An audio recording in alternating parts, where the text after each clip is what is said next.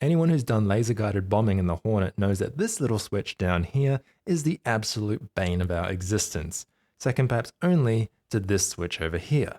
Ultimately, it was the difference between a well-executed close air support mission and a visit to the War Crimes Tribunal in The Hague. It all started on a beautiful moonlit evening at Al Minhad Air Base, just outside of the gleaming desert oasis of Dubai. That's my wingman Monkey. You might remember him from other Pixel Pilot videos. You underestimate me! You were overestimating No, I your don't. skill. Yeah. Oh, go Hornet!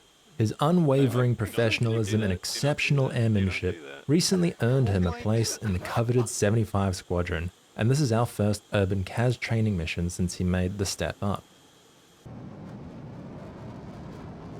A short hop and a skip away is Kasab, part of the neighbouring country of Oman, though confusingly, it's separated entirely from the rest of the country. I guess it's like a Tasmania of the Middle East if you flip it the other way. And it also happens to be right on the Strait of Hormuz, which you might have heard about recently.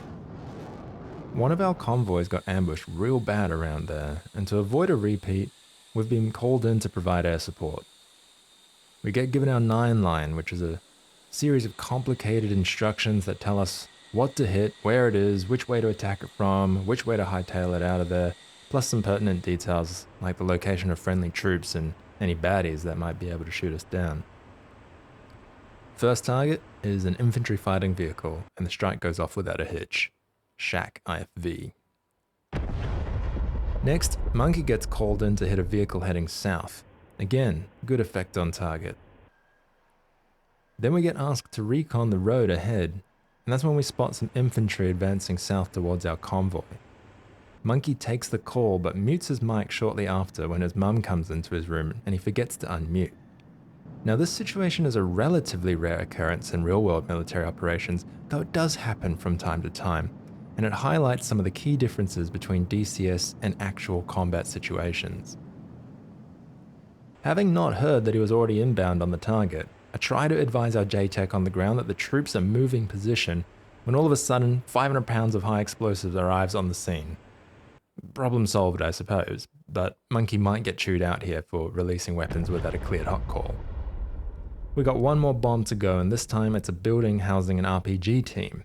During the 9 line, the JTEC emphasizes the risk of collateral damage with multiple civilian buildings nearby, as well as friendlies within a kilometer of the target. I'm like, yeah, whatever, like, we're using precision ordnance here, what could possibly go wrong? At this point, I get a bum steer from the big dog himself, when he requests an east to west attack. I line up the shot on the targeting pod and ask for confirmation over the radio that it's this big ass high-rise right here. To which I get told no, it's the small rectangular building west of that building. And I'm like, are you fucking kidding me? How the hell do you expect me to see that, let alone get a bomb on target?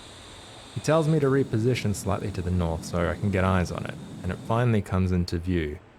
But in my haste, I forget to arm the guidance laser and the bomb goes dumb, flying a ballistic trajectory straight over the target.